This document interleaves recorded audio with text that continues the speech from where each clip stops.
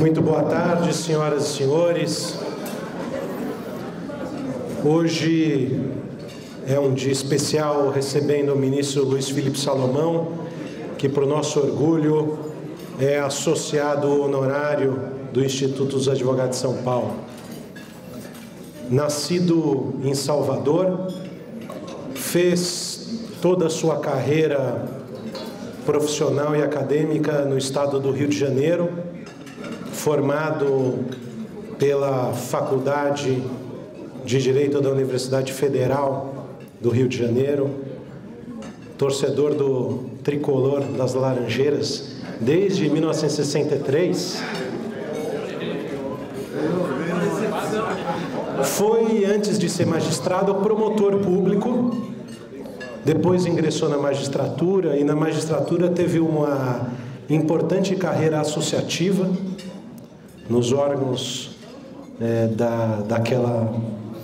da entidade, tanto do Estado do Rio de Janeiro quanto da MB, com grande destaque na Escola da Magistratura do Rio de Janeiro, depois na Escola Nacional da Magistratura.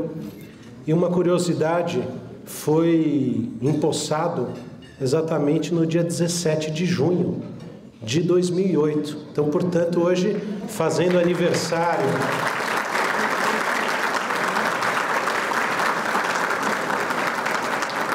como um ministro do Superior Tribunal de Justiça. E essas palmas, ministro, para pegar de emprestada as palavras do professor Arnoldo Valde, são um reconhecimento de São Paulo, de um magistrado que tem uma jurisprudência e uma doutrina exemplar.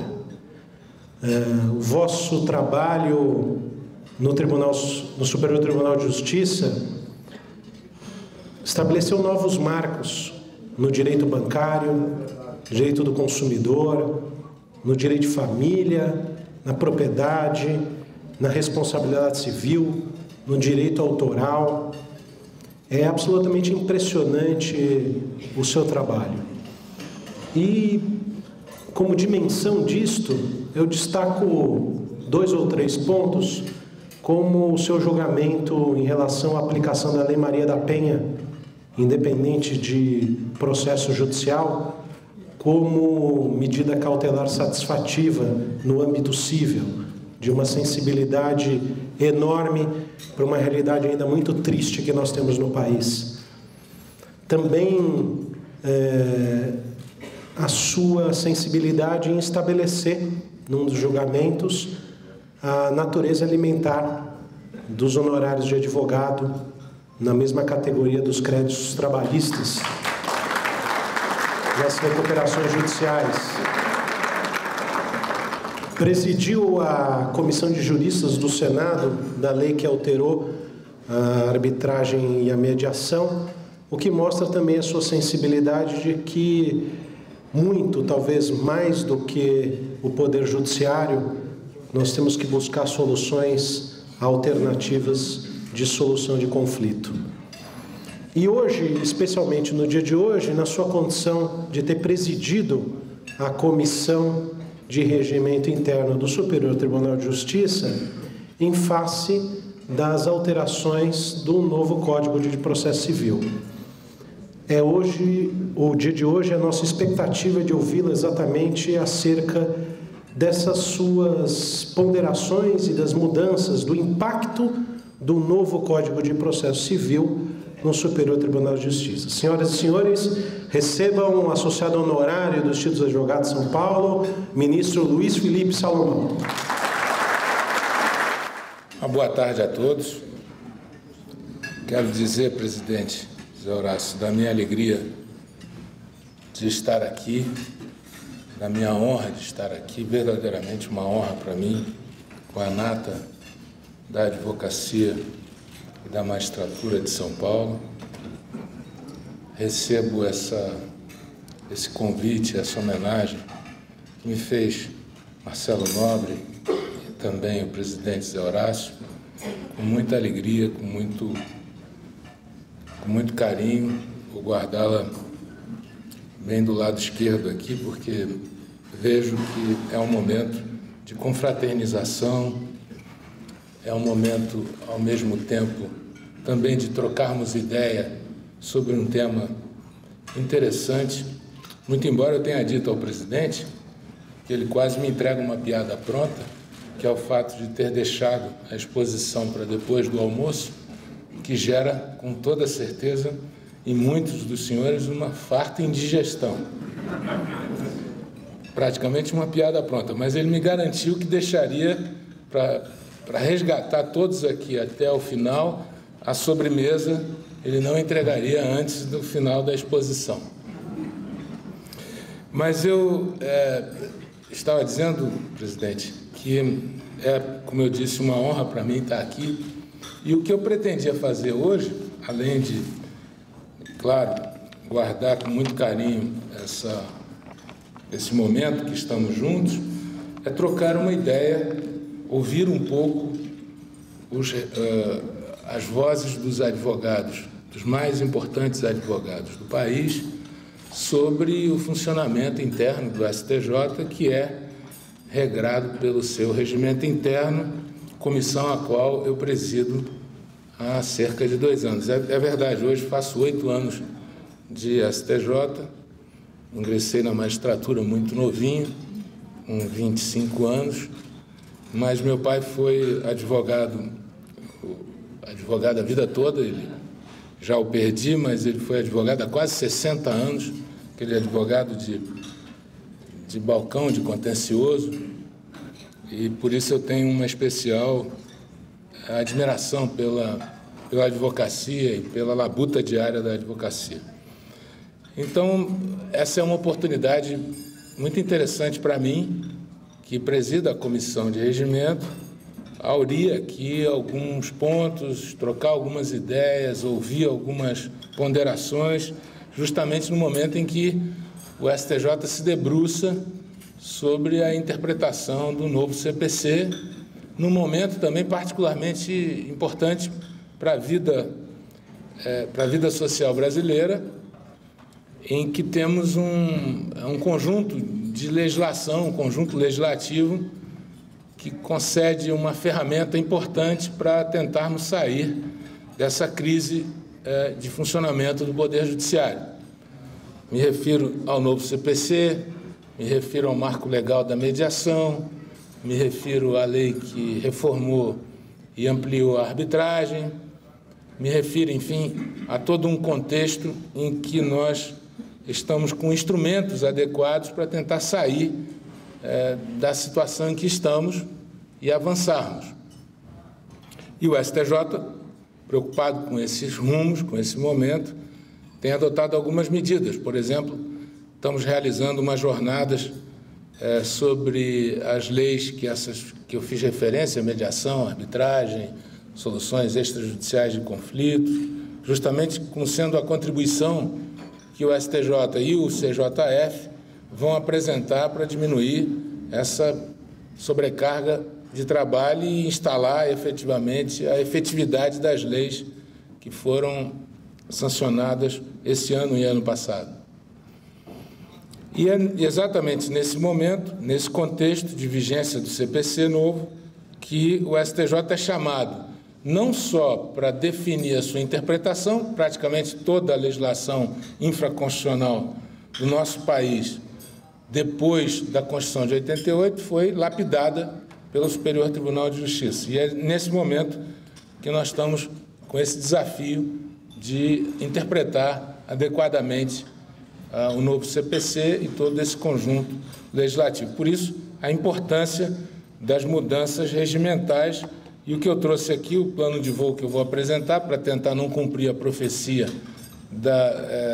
de deixá-los com dor de estômago depois do almoço, é apresentar rapidamente um pouco das inovações que veio no CPC sobre, especificamente, recursos de competência originária dos tribunais, e um pouco mais à frente, e já examinar um pouquinho dos precedentes, por isso que eu preciso ali do auxílio do PowerPoint, e um pouco mais à frente as mudanças, e entremeado com isso, as mudanças regimentais para atacar esses pontos. Eu quero uma referência breve, me informou o presidente que um almoço é informal, que dispensaríamos a questão protocolar, mas eu não posso deixar de mencionar aqui e cumprimentar a todos, todos os advogados presentes, eu peço que se sintam abraçados e cumprimentados nas pessoas do presidente Zé Horácio, do Mário Sérgio, ex-presidente da OAB, também do professor Valde. Todos esses, eu, abraçando a eles, abraço a todos que me honram hoje com a presença.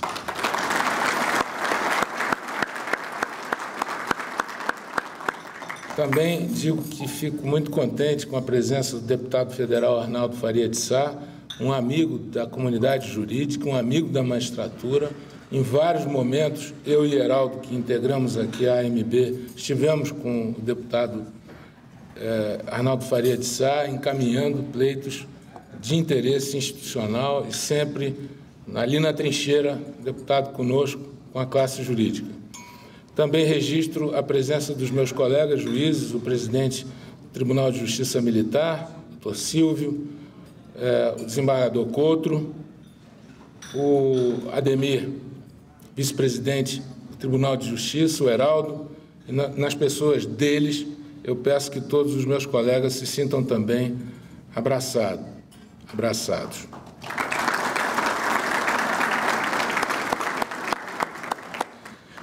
Um registro especial para o Dr. Marcel Leonardi, que é do Google e que apoia o nosso evento. Também a presença do promotor Felipe Locke, que é amigo de longa data. E um registro especial ao meu querido amigo Marcelo Nobre, que me formulou o convite. Ele e a Silvia Prachkowski integraram a comissão de juristas que elaborou o anteprojeto que resultou na modificação da lei de arbitragem e no marco legal da mediação, e os dois agora integram também um grupo de trabalho que vai apresentar conclusões relacionadas à interpretação dessas leis para as jornadas do Superior Tribunal de Justiça. Então, eu, como disse, vou fazer aqui uma rápida visão sobre alguns pontos do CPC, mas antes disso, eu não posso deixar de examinar, eu sei que esses números são velhos, revelhos, mas é sempre bom relembrar a questão dos números. E nesse particular, para a gente compreender o momento, o contexto que estamos vivendo, eu coloquei ali o primeiro dado de 1988, que é o ano da Constituição, né? É difícil obter esse dado, porque é muito espalhado, não tinha CNJ, não tinha banco de dados, mas eu fui pegando aqui e ali, consegui identificar que no ano da Constituição, somando todas as esferas do judiciário, civil, crime, trabalhista, tudo, foram 350 mil novas ações naquele ano. A partir dali, a série histórica, também em 2001, ainda não tinha um banco de dados. A partir de 2009, sim, são números precisos, mas eu fui reunindo a partir dali os dados e esse número nunca parou de crescer. Se forem pegando ali as últimas séries históricas, né, vão vendo que o crescimento é em torno de 10 ou menos, 8 a 10% ao ano, e chegou em 2014 a 30 milhões de novos processos por ano. 30 milhões. Outro dia recebemos no STJ um juiz da China e eu expliquei para eles a quantidade de novas demandas. E a China, estamos falando de um Brasil e mais 1 bilhão. E expliquei para eles um número. Quando eu disse o número, ele virou-se para a intérprete e disse que havia uma falha na tradução. Aí eu pedi para repetir, ele pediu para ver o número. Eu mostrei para ele 30 milhões. Ele ficou estarrecido. Nesses 27 anos de Constituição, eu vou parar por aí, só para se ter uma ideia do contexto que nós estamos vivendo. Nesses 27 anos, o número de processos ajuizados se multiplicou 80 vezes, enquanto o número de juízes não chega a quadruplicar. Somos 17 mil em torno disso hoje, mas ainda assim o nosso problema não é esse, nós estamos numa média. Se virem o último quadro ali, nós estamos bem na média mundial, que é juízes por 100 mil habitantes, nós temos 8 juízes por 100 mil. Nosso problema não está aí. Nosso problema está na carga de trabalho. Para cada juiz, são quase 5 mil processos por juiz, no segundo quadro ali podem perceber, com a maior taxa de congestionamento do mundo, mais de 70% de taxa de congestionamento. Ou seja, é à beira de um colapso mesmo. E temos uma larga produtividade dos juízes também, o que remete a essa média quase que surrealista de um processo para cada 2 habitantes, é a nossa média. Bom, dentro desse contexto, nós temos que colocar em prática essas novas leis e fazê-las efetivamente funcionarem. E é nesse contexto aí que se examina o CPC novo. Quais são as principais inovações em aspectos gerais? Primeiro, nos preocupa a ampliação do prazo, né?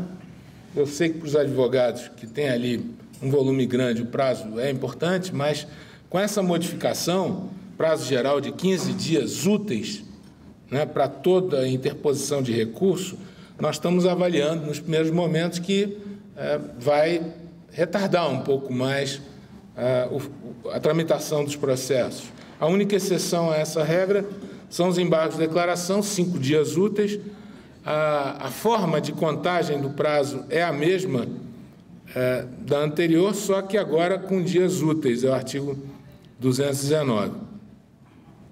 Outra matéria interessante é que a lei estabeleceu, o CPC, que o rol de matérias impugnáveis pelo agravo de instrumento é um rol taxativo. Também isso, na prática, nós estamos vendo que esse rol taxativo não vai funcionar. Outro dia mesmo pegamos um caso de decretação de falência e tivemos que já fazer a primeira ampliação nesse rol, porque a decisão que extingue a falência desafiou agravo de instrumento e acabou que tivemos que decidir que era razoável que se ampliasse o rol taxativo do 1015. Havia uma deliberação do legislador de extinguir o juízo de admissibilidade, feito hoje pelos tribunais. Como todos acompanharam, entre a vigência da lei, entre a sua sanção e a sua vigência, na vacácio, os tribunais superiores se mobilizaram, porque realmente o número seria avassalador, e os tribunais superiores se mobilizaram, aprovou-se a Lei 13.256, e essa ideia do fim do juízo de admissibilidade nos tribunais locais, ela acabou não vingando. Outra ideia interessante do novo CPC é a extinção do agravo retido, eliminação dos embargos infringentes por uma nova técnica de julgamento, do 942. Também uma ideia muito boa, que é a ideia do livre trânsito de recursos entre as cortes superiores, né? Isso acaba um pouco com aquela confusão que havia de matéria impugnável por recurso extraordinário e matéria não impugnável por recurso extraordinário. Se desafiava recurso especial, se desafiava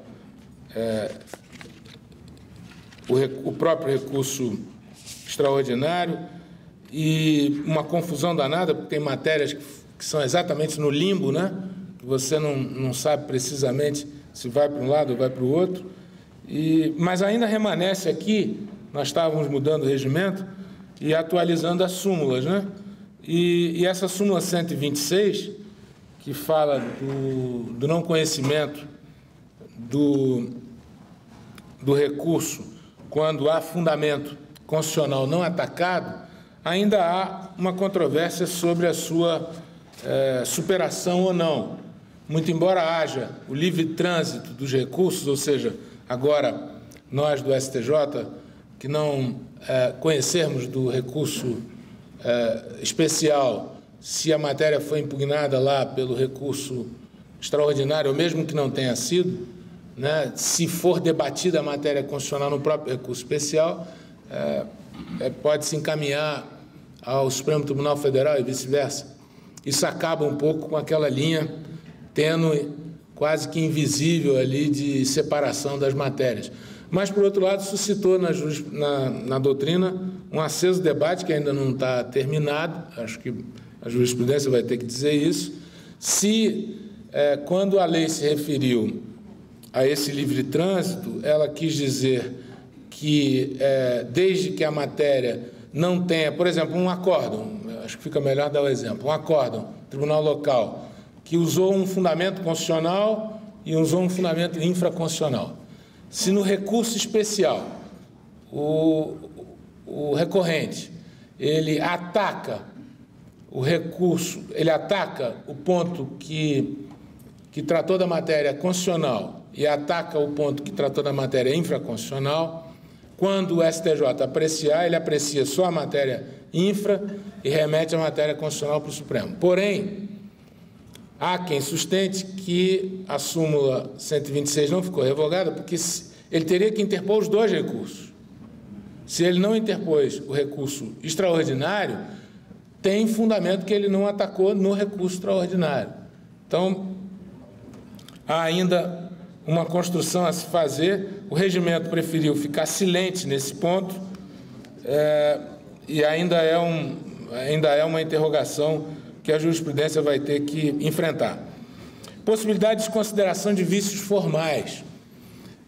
Também uma inovação boa, porque acaba, ou pelo menos tenta acabar, com aquilo que se chamou de jurisprudência defensiva, e que era fruto muito do desespero do julgador, que via ali a quantidade de processos e que se agarrava em questões procedimentais para diminuir um tanto o volume de trabalho. É inegável, não se pode ter receio de falar disso, é inegável que é fruto do volume de trabalho. O Código tentou acabar com essa jurisprudência defensiva, ao menos nessa técnica de desconsideração de vícios formais. Ainda ficou para a jurisprudência, na construção da interpretação do novo Código, a definição do que é falha grave ou não a justificar a superação dessa questão para conhecimento do recurso especial e do recurso extraordinário. Então, é um ponto que vai ser objeto de avaliação pela jurisprudência, ainda talvez vai levar um tempo para isso. E eu coloquei duas observações ali, ainda nessa parte geral, que dizem respeito à PEC 209, que estabelece um requisito de admissibilidade para os recursos especiais, que é a PEC da relevância para o STJ, funcionaria como um filtro para os recursos especiais, dado o enorme volume que hoje chega no STJ. É um debate que nós vamos precisar fazer com a advocacia, vamos precisar fazer um debate aberto, franco, explicando o que está acontecendo hoje. Na verdade, é uma guerra de formulários, de papel, sobretudo com os agravos que sobem. Os advogados que militam no STJ sabem disso.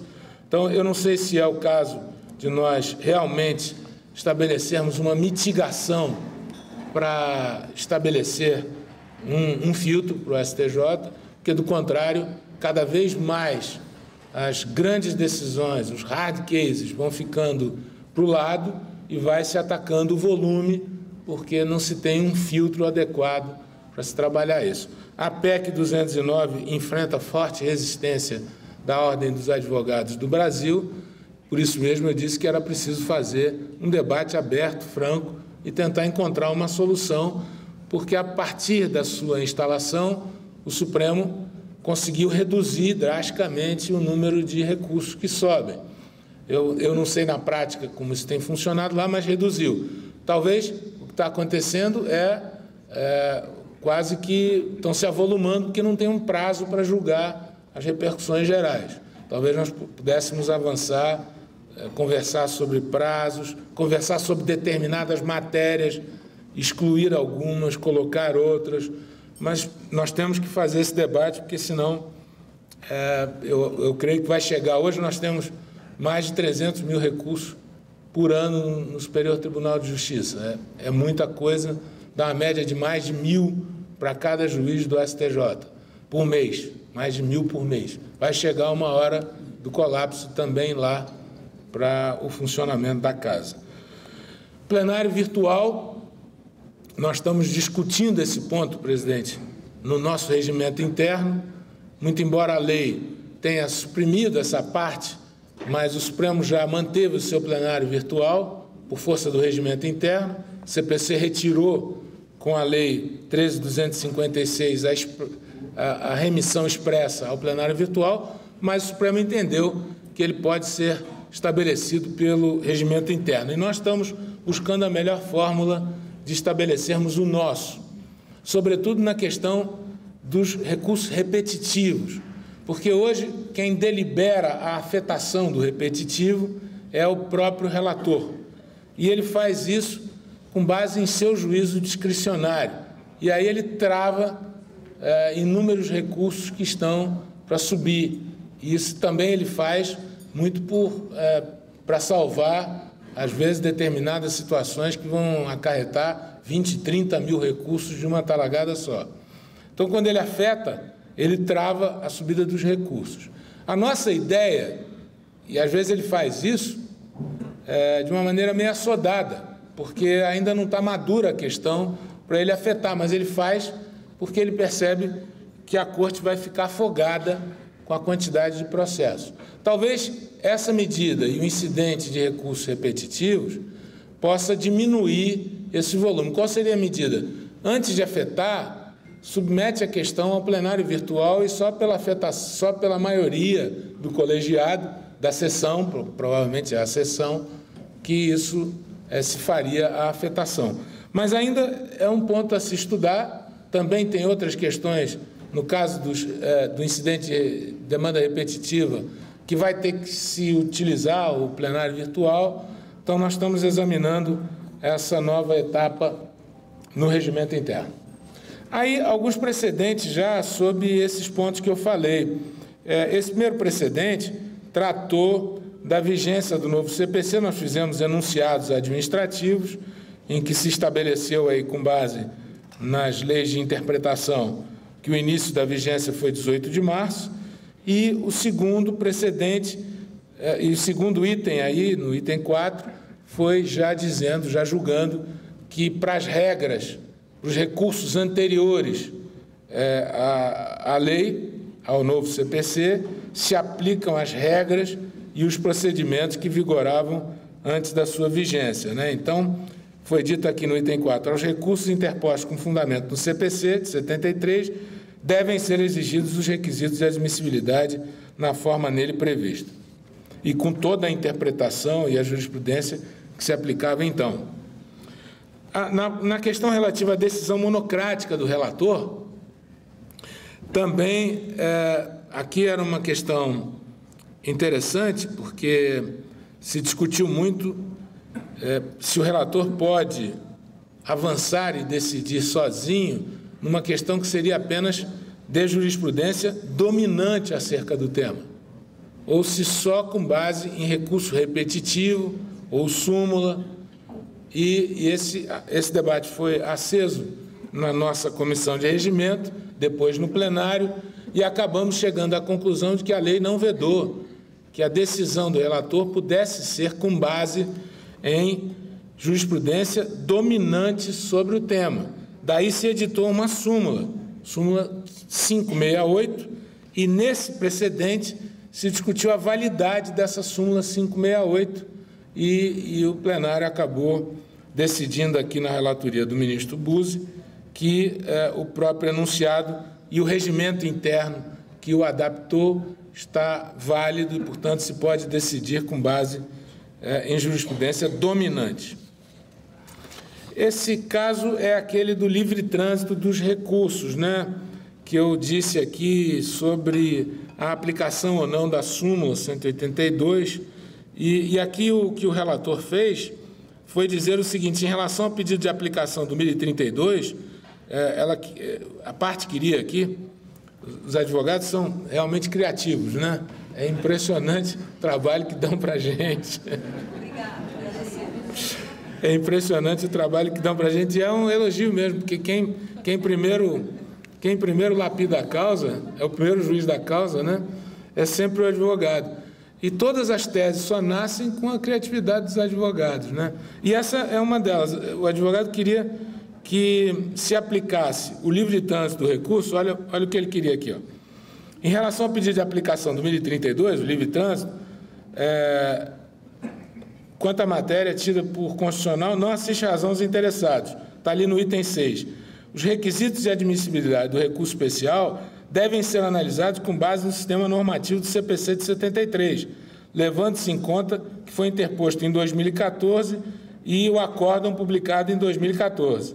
A decisão que inadmitiu o recurso na origem data de 2014, sendo presente agravo em recurso especial interposto em 16 de abril.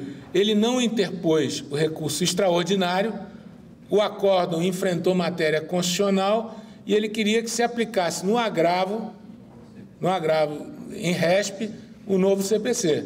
E aí o colegiado disse que, pelo menos na turma de direito público, disse que não, a matéria certamente vai voltar para a Corte Especial. Mas é engenhoso, não há dúvida que é engenhoso. Outro ponto que eu tenho certeza que vai gerar muita discussão é saber o que pode ser desconsiderado como vício formal. Nesse caso aqui, eu não tenho dúvida de dizer que não se aplicava essa jurisprudência, porque essa nova técnica, porque efetivamente o caso foi anterior ao CPC, foi regido pelo CPC 73, portanto, não pôde se aplicar com base nos enunciados administrativos. Mas aqui é falha na representação processual. Então, seria um caso a ser examinado se, nessa hipótese, se poderia superar o vício formal para se conhecer do recurso.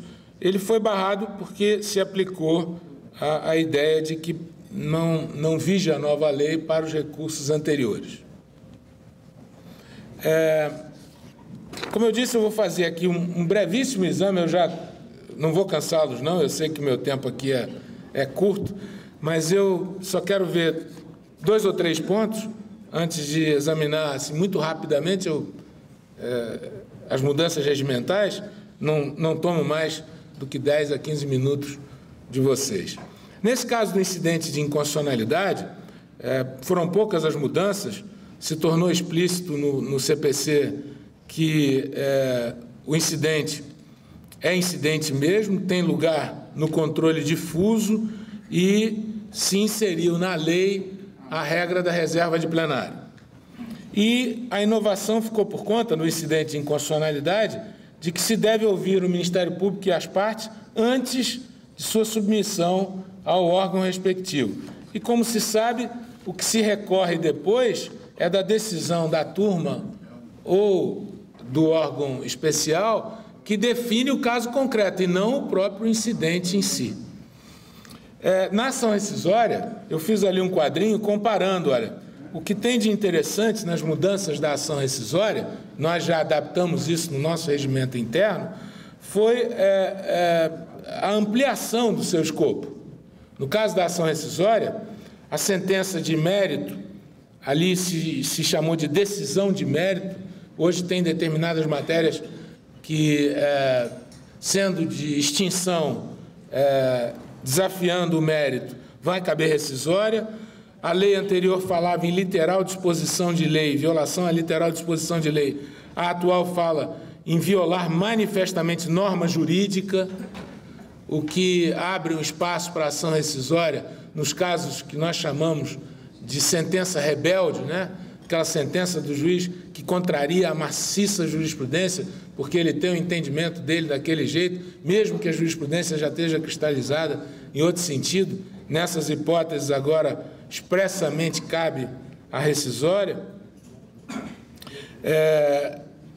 Prova nova e erro de fato, e ainda se incluiu ali a possibilidade de ação rescisória para coação e simulação. Vamos em frente, que não dá tempo de eu analisar ponto a ponto as modificações da ação rescisória.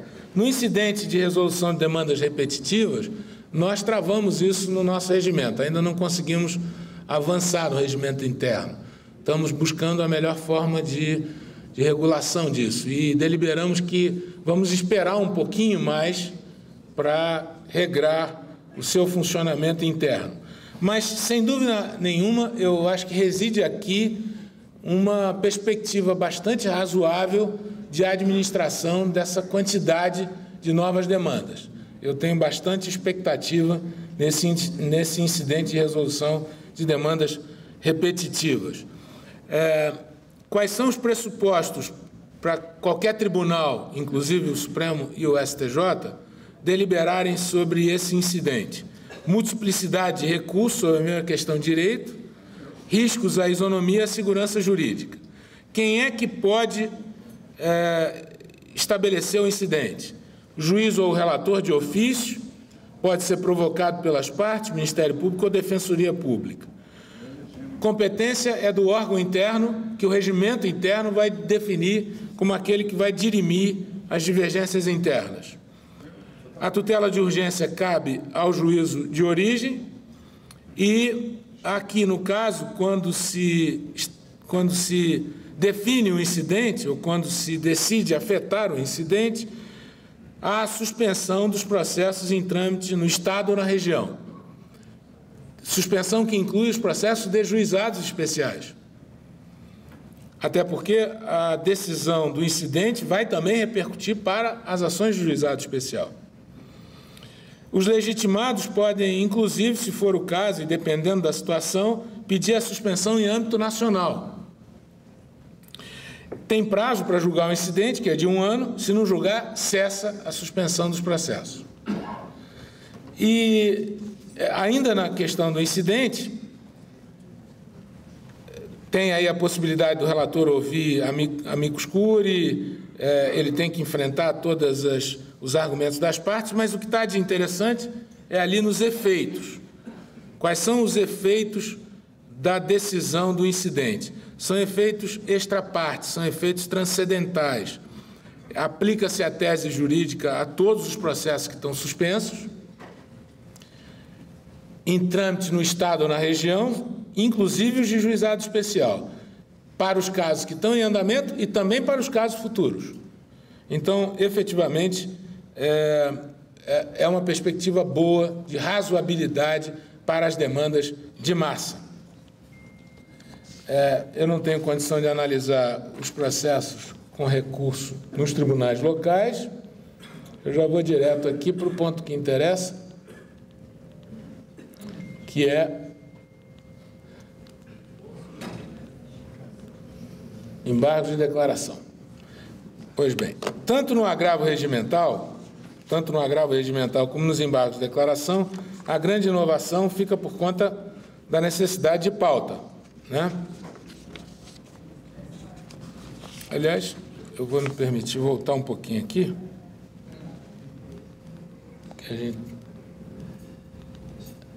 para ver o agravo interno.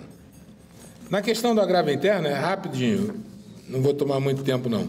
E já vou partir para ver os pontos que ainda faltam de inovação regimental. No agravo interno, ali tem a questão do dever de impugnação específica, cabe contra qualquer decisão monocrática, a discussão quanto à súmula 182, se ela está válida ou não, para a impugnação de pontos ou fundamentos da decisão agravada, e houve um alargamento substancial da interposição de prazo para o agravo interno.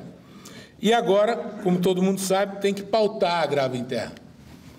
Isso, em alguma medida, foi bom, porque dá publicidade, confere publicidade para os julgamentos, mas, por outro lado, eu tenho notado que as pautas têm ficado carregadas, e mais ainda, como agora, eu não sei como funciona, como está funcionando isso nos tribunais locais, mas com as pautas, há uma demanda maior de entrega de memoriais, de entrega de posicionamentos. Isso vai fazendo com que haja um atraso no funcionamento, no trâmite normal.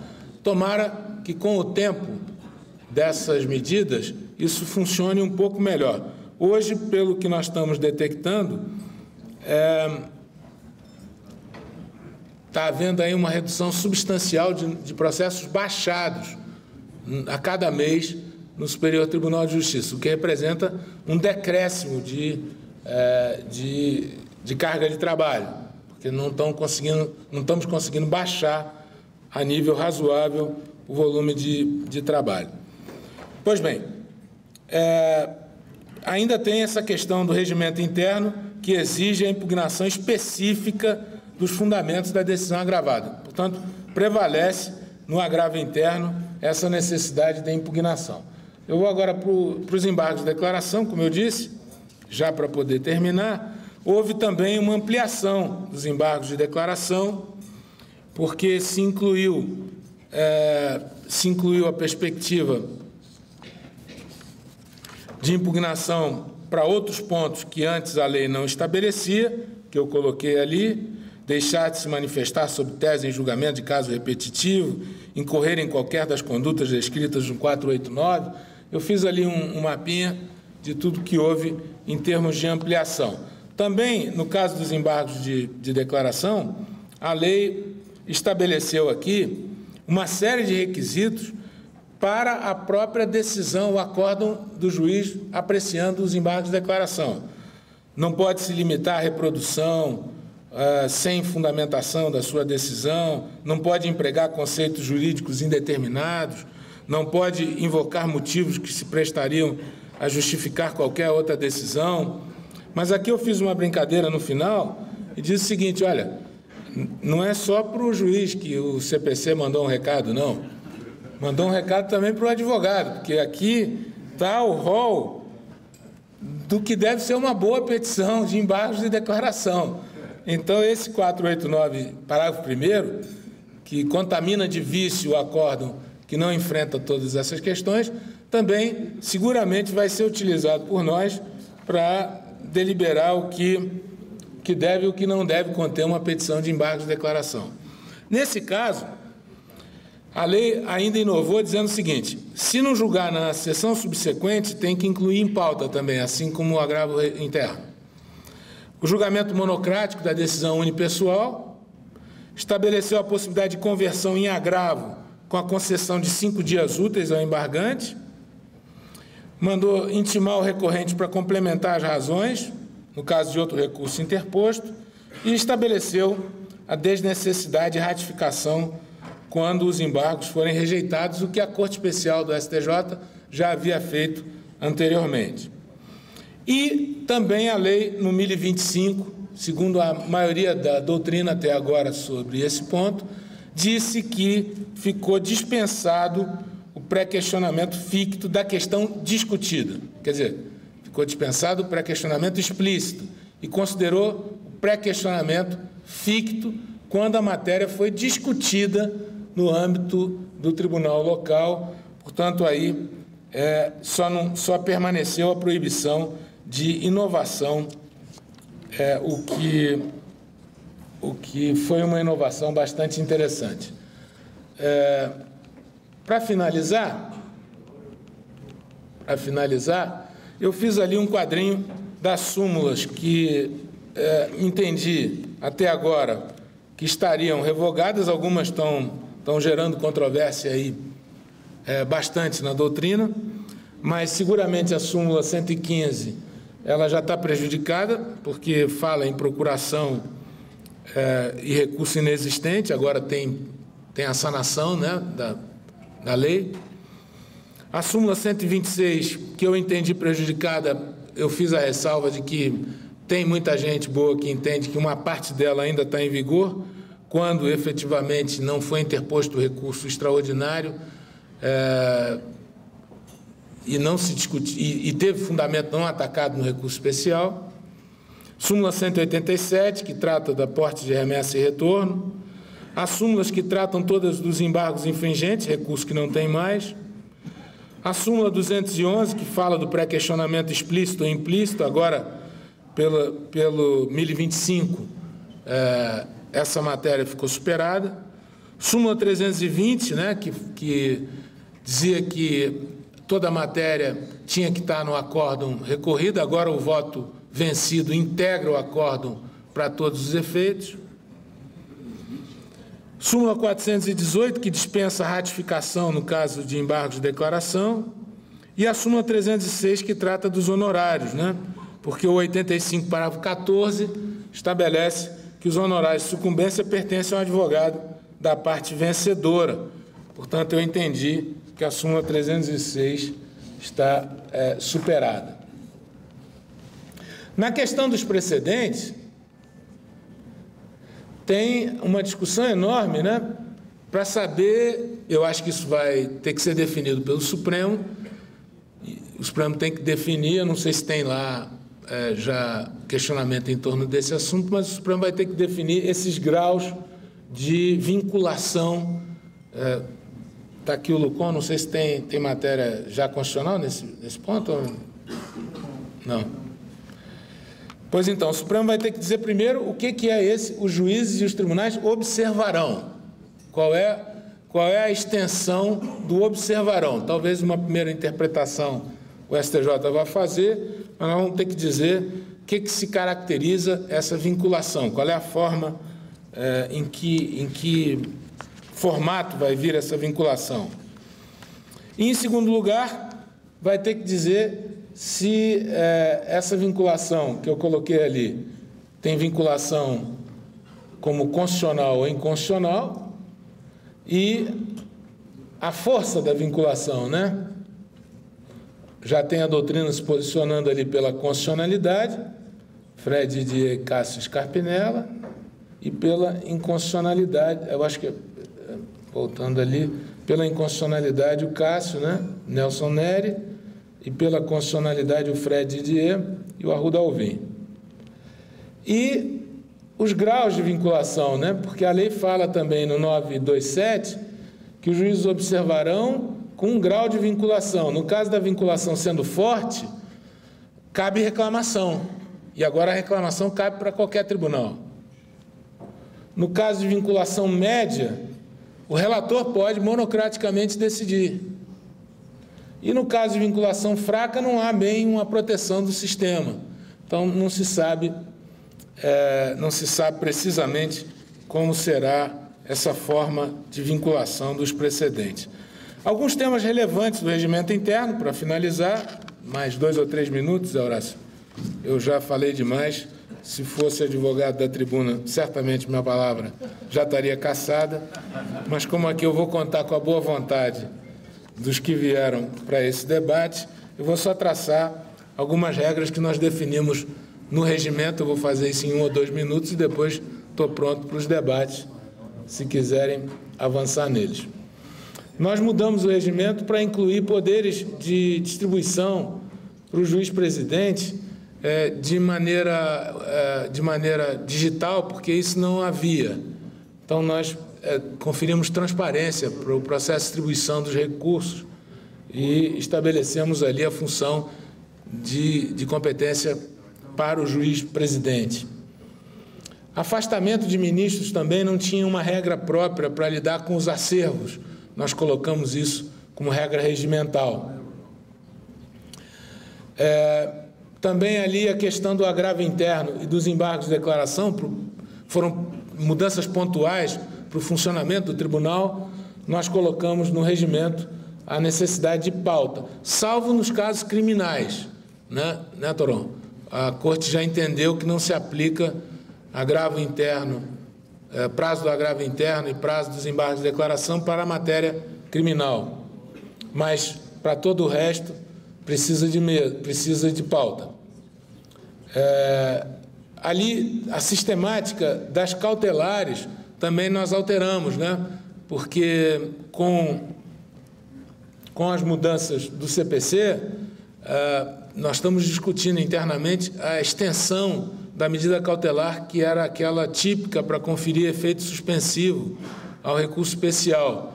Estamos discutindo se a extensão da nova normatização para cautelar se aplica também aos poderes do relator, nesse caso, e em que medida isso acontece. Poderes do relator no agravo e no RESP, eu já falei ali, jurisprudência dominante, para decidir monocraticamente, sustentação oral e em que casos são as sustentações orais, nos adaptamos ao CPC, nos adaptamos aos casos em que o próprio CPC permite a sustentação no agravo interno e no embargo de declaração, e, se bem que nos embargos de declaração, o Supremo agora disse que não cabe sustentação oral em nenhuma hipótese.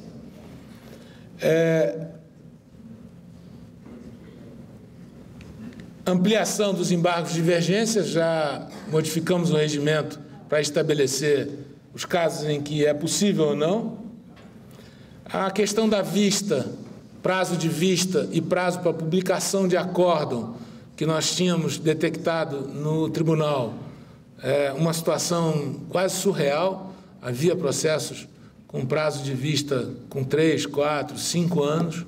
Nós implementamos essa mudança antes da vigência do CPC e estabelecemos uma regra de que ela volta automaticamente, findo esse prazo. Eu tenho monitorado isso, particularmente pelo meu acompanhamento. Criou-se uma regra interna para cada ministro, aparece na sua tela de trabalho todo dia os processos que ele está com prazo de vista estourado, então ele não pode dizer que não conhece, ele conhece, ele está vendo ali. Ele também não pode dizer que ele não sabe quais são os acordos que estão com prazo estourado para publicação, tem prazo para a publicação do acordo, que também verificamos lá uma situação em que havia acordos pendentes de publicação há quase 5, 10 anos esperando a publicação, sobretudo na área do direito público. Hoje nós estamos praticamente zerados com a publicação, com prazo de publicação de acordo, e quando há prazo estourado, abre-se a oportunidade da fiscalização da parte. Se a parte verifica que o prazo estourou, vai lá e faz a reclamação ao presidente do órgão próprio. E o prazo de vista, tirando a parte do direito público, nós estamos hoje rigorosamente dentro do prazo. Não há, na seção de direito privado, na seção de direito penal, não há um único processo com prazo estourado, salvo o caso de direito público, que eu não sei dizer o motivo. Formação de precedentes qualificados, nós estamos agora, eu vou falar um pouquinho do que nós estamos em exame. Nós adaptamos o regimento para o recurso especial e para o recurso repetitivo, já está tratado no regimento, mas ainda estamos examinando os precedentes qualificados, o que isso vai implicar, julgamento virtual, afetação eletrônica de recurso pela sistemática do repetitivo e o incidente de assunção de competência.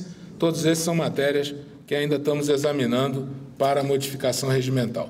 Presidente, eu sei que eu falei demais, peço desculpa pela extensão da exposição, mas eu acho que eu não conseguiria fazer isso em menos tempo, é muita matéria, já que a presidência me solicitou que fizesse um primeiro exame sobre esses pontos controvertidos com a vigência do novo CPC. Eu quero reiterar o agradecimento pelo convite que me foi formulado, pela honra de poder estar aqui, debater com vocês todos esses pontos novos, essas ideias desconchavadas que eu acabei de apresentar e dizer que, para mim, essa oportunidade é uma oportunidade muitíssimo relevante para que eu possa aurir daqui alguns pontos dessas novas discussões e daquelas que ainda virão. Muito obrigado pela atenção.